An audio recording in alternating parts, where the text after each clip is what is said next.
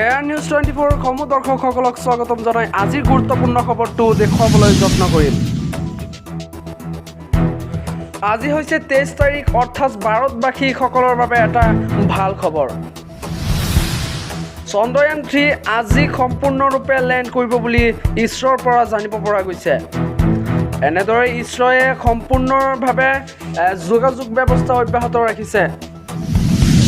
কিছু সময় পিছতে চন্দ্ৰয়ান 3 লেণ্ড কৰিব, গতিকে তাৰে বাবে সমগ্ৰ ভাৰতবাসী তথা স্কুল কলেজত দুৱা প্ৰাৰ্থনা কৰিবৰ বাবে ঈশ্বৰৰ পৰা জাননী প্ৰকাশ কৰিছে।